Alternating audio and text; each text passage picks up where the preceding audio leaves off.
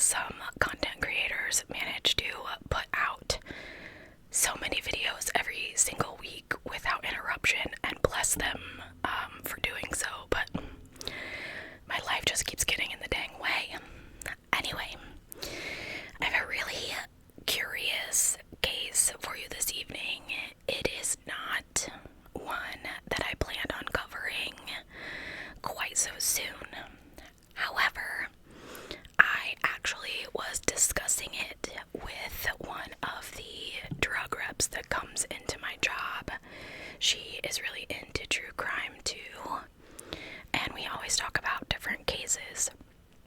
I've actually mentioned her before, I think, and it spawned this huge conversation at my job, and I wanted to have the same conversation with you guys about what you thought of this case. And I really wish that my good friend Haylee or Letty were still making content, because this case is connected to another case where we could have done a nice video together. However, they have abandoned me on my true crime mission. Anyway, this is the case of Phoebe Handsjuk, and it is weird. I'm just gonna tell you guys. Okay, so Phoebe was born May 9th of 1986 in Melbourne, Australia. Shout out to all my friends in Australia.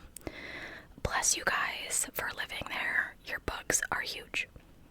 Anyway, Phoebe was the kind of girl that was drawn to the great outdoors since she was a little thing. She had two younger brothers named Tom and Nikolai, and her father's name was Lynne. He was a psychiatrist, and I couldn't find much about her mother, so I'm not including her. Together, they formed a happy family in the Richmond suburbs. Phoebe was an avid climber and martial artist and brightened every room. Phoebe was described as effortlessly beautiful, extremely loyal, trustworthy, and a good friend to have on your side. But Phoebe expected the same from you. If she was your friend, she authentically cared about you. She was far past her years as far as her maturity level went, and she had a raw understanding of life from the very beginning, which enabled her to connect with a myriad of people on different levels. Phoebe was the type of person that never judged you, and she was always selfless with her time in order to make sure that you were okay. People described time with Phoebe as special. She was wild, engaging, witty, creative, and intelligent. She was the girl that when she walked into a room, everyone noticed her. And it wasn't that she went out of her way to seek attention. It was just that she had this amazing presence that you could not ignore. And it was said that once you met her, you never forgot her. She did have a rough go by her own choice when she was in her teenage years. I think we kind of all did. She had a bit of bad taste in men, much like myself. At the young age of 15, she began drinking and experimenting with recreational drugs. She even ran off and lived with an ex-convict and his child for about 8 weeks. When she got home, her dad made sure that she received the right treatment. She was prescribed antidepressants, and she continued on her way through life. A little while later, she formed a relationship with another older man, a local teacher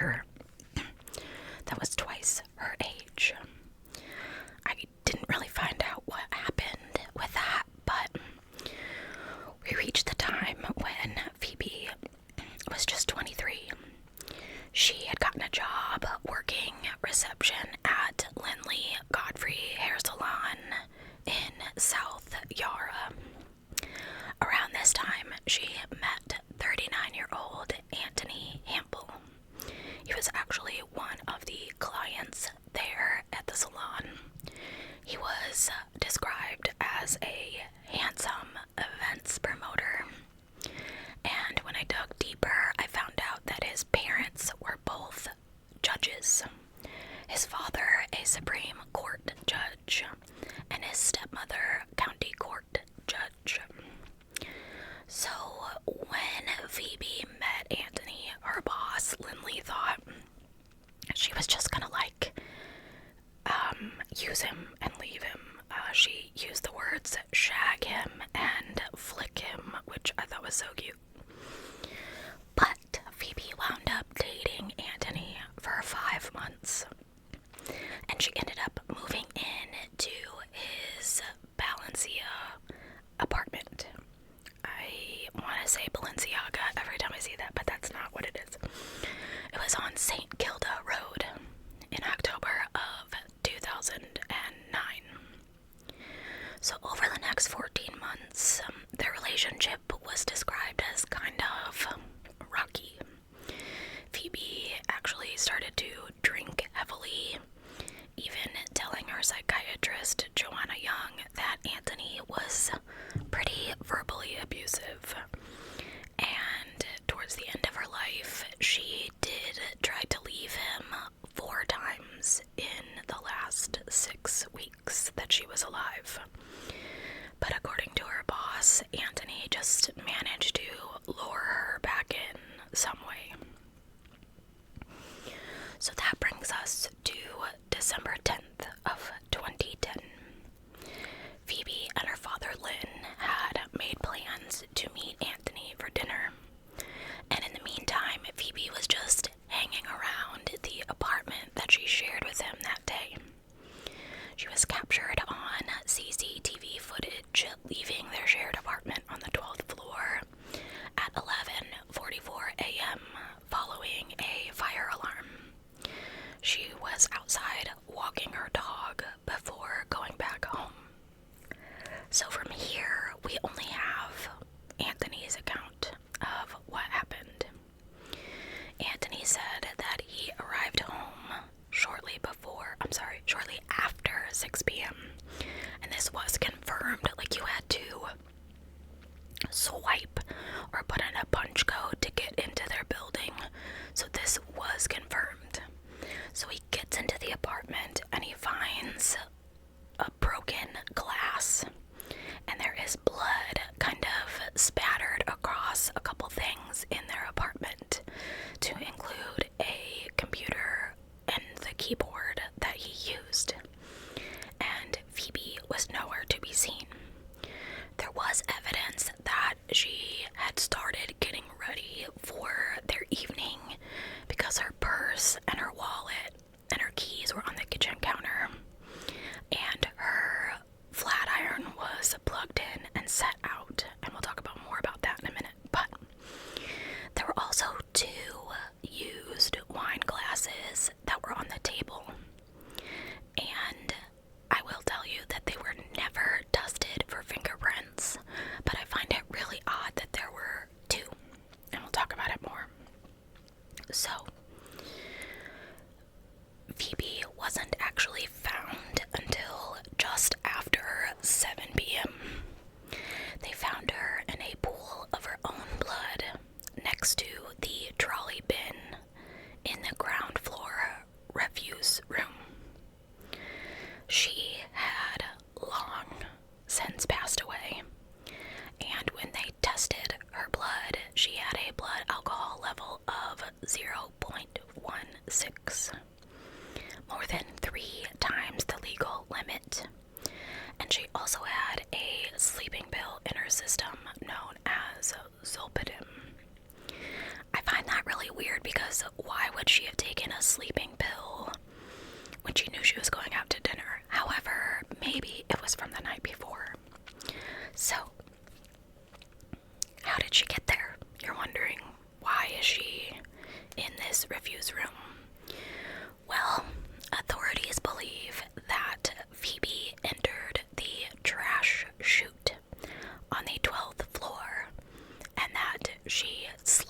her way down to the refuse room.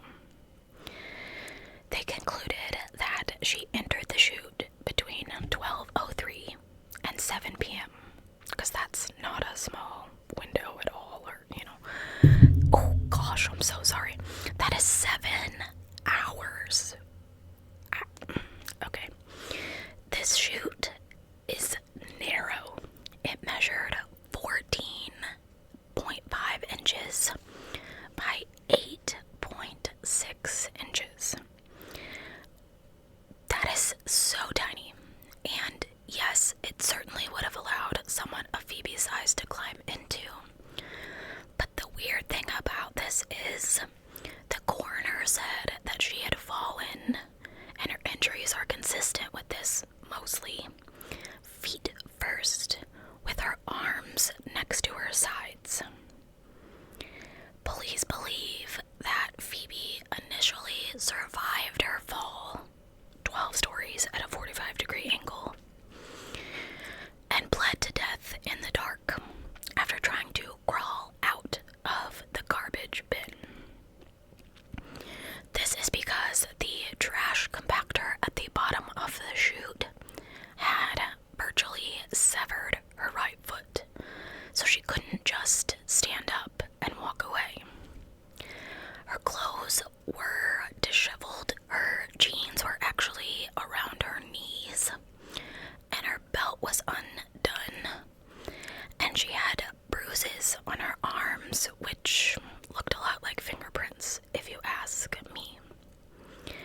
So the coroner, whose last name is White, found that not only had she, which I don't understand, climbed unassisted into this trash chute, but she had, climbed down the trash chute by slowing her fall by exuding lateral pressure on this vertical shaft.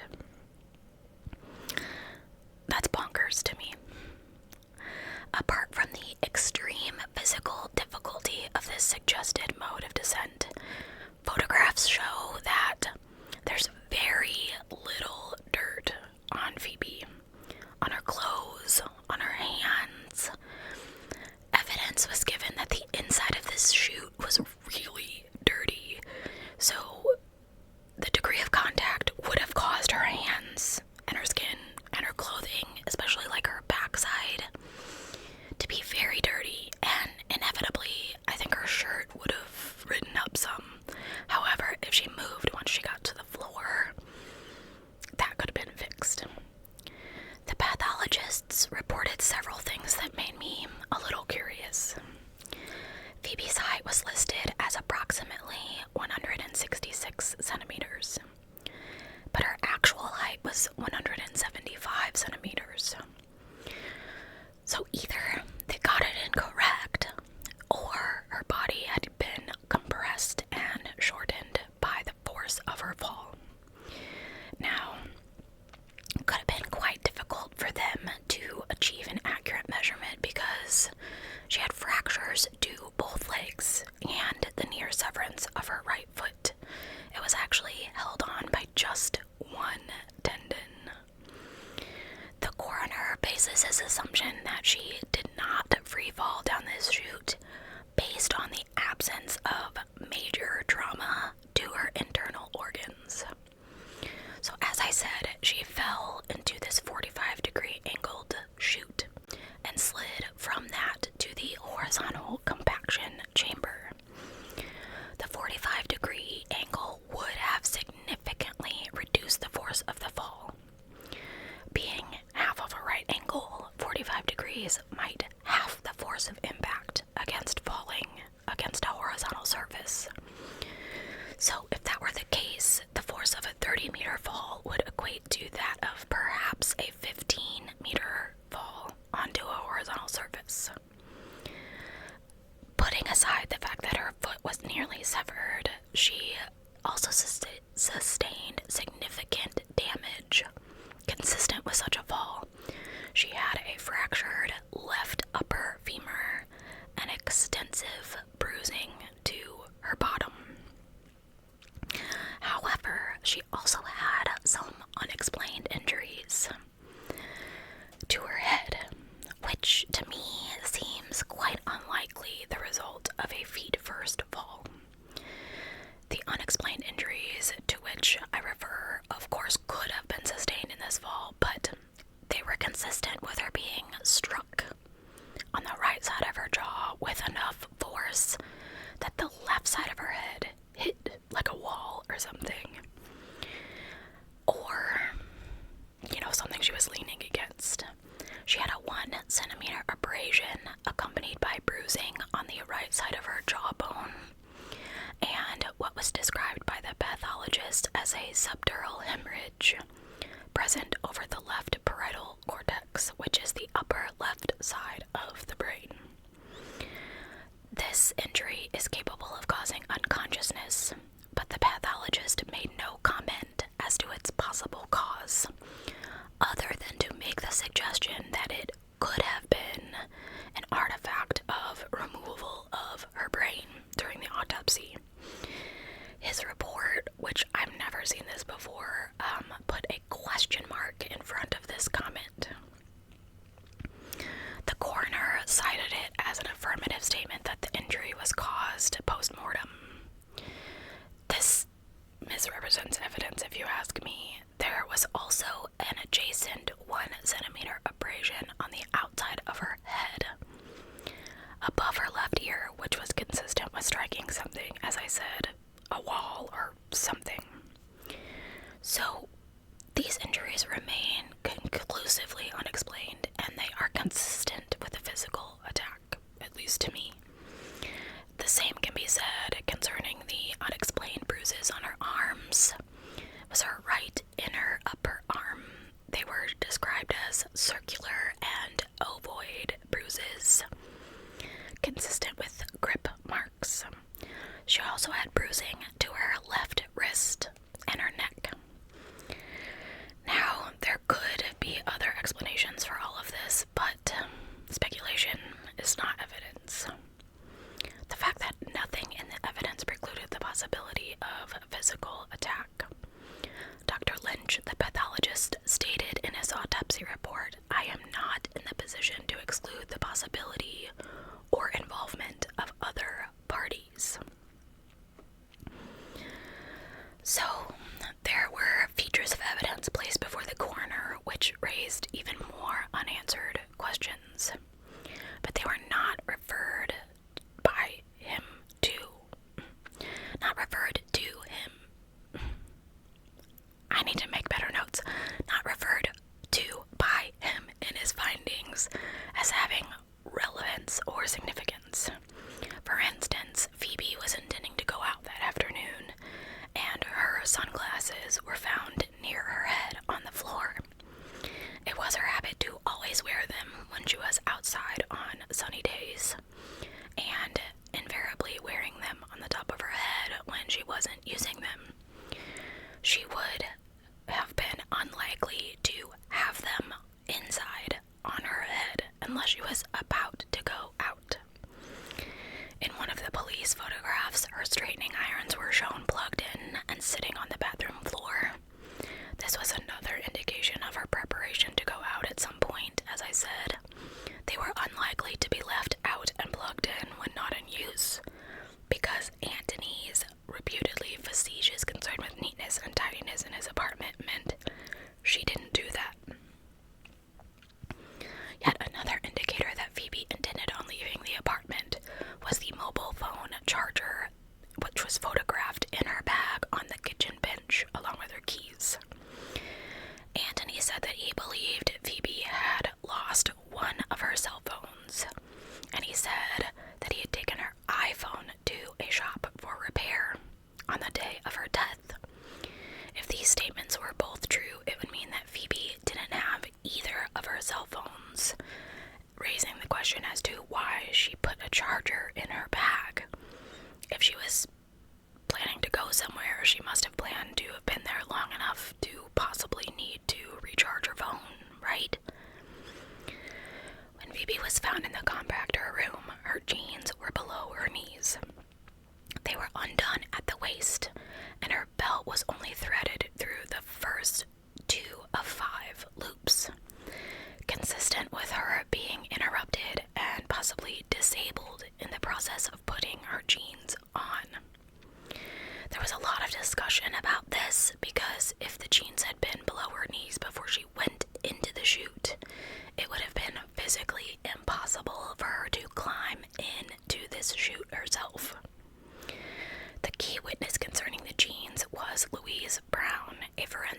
corrections officer, who expressed an opinion that she thought the jeans were in the worn position when some injuries were sustained, but that no injuries lined up with other substantial damage to the jeans. So much like everything else in this case, the matter was not conclusively determined. So, authorities believe that Phoebe sleptwalked and climbed into this chute herself. However, not everyone believed it. Phoebe's grandfather, a man named Lorne Campbell, is a retired police detective, and he received the terrible news at 10 p.m. on the day she was found. Arriving at the scene, he was immediately convinced of only one thing. He said right from the start, "I believe she'd been murdered." After 5 days of leaving the CCTV footage and all of Phoebe's computers and devices behind, homicide detectives concluded there had been no foul play. They determined that Phoebe had cut her hand and climbed into the chute while trying to dispose of the broken glass. Campbell said they just missed so much. He himself noted that in addition to the 2 wine glasses, samples of the large shoe prints that led from their apartment were ignored. He himself tried to recreate the climb into the chute with a replica, and Phoebe's athletic friends were test subjects. Even sober, they found this extremely difficult. So one of the major problems, apart from the dimensions of this chute, is, if you kind of think of it, this is a terrible, terrible example, but like an oven that you don't open all the way, the door comes up against your lower back and jams you in, and trying to maneuver yourself is not helped by the fact that there's literally nothing for you to grab onto. There's not a handle, there's nothing on the wall to try to wiggle yourself down in the half-closed door of this chute. So it said whatever Phoebe had in her system at the time would have had to have made this even more difficult for her to do. Not sober. So in 2013, a full inquest into Phoebe's death was held after her mother raised $50,000 to cover the proceedings. Anthony Hample's attorney objected to the notion that Phoebe was murdered, while coroner Peter White testified that she had sleptwalked into the chute herself. On December 10th, 2014, the inquest concluded in Anthony's favor. While her grandfather believes Phoebe's death may have had something to do with the Melbourne drug trade, there's insufficient evidence of this. Others are far more suspicious of Anthony Hample himself, who had a sandwich and a beer after noting the broken glass and blood and the absence of his girlfriend in his home. So, as I said, this case is tied to another case. In 2018, Anthony Hample went on to date 25-year-old model Bailey Snyder, only for her to come up deceased with a gold cord wrapped around her neck, just mere hours after the 2 of them broke up. She was discovered at her family home in Moonee Ponds. Her death was ruled suicide by asphyxiation, but her parents insist this is impossible. They cannot imagine their daughter doing such a thing. Anthony, however, has since moved out of the apartment he shared with Phoebe, and he's happily married. But for the Handsjuks, moving on with their loss remains a lifelong struggle. Phoebe's mother said, "Nothing will ever be the same for us." So let's talk about this. I have a playlist on my channel called Murder or Unaliving. I already said the word once in this video, so I'm sure YouTube is gonna flag me anyway. I don't think that this video goes in that category.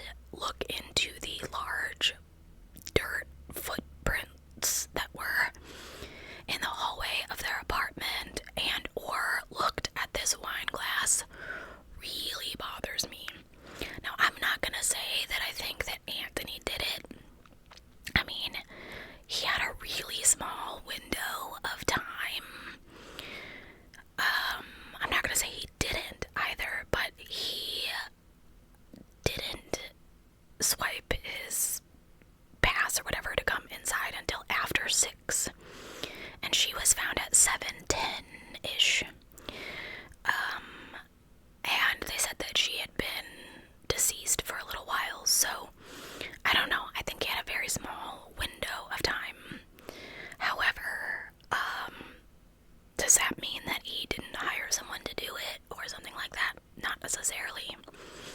The jeans being around her knees, I find that really, really weird. Because again, how would she voluntarily climb into this chute with her pants around her knees? And if they were around her knees for the entire 12-story fall, wouldn't they have come upward some? I find it completely strange that they believe that she slowed her fall using her arms and hands. However, they weren't dirty.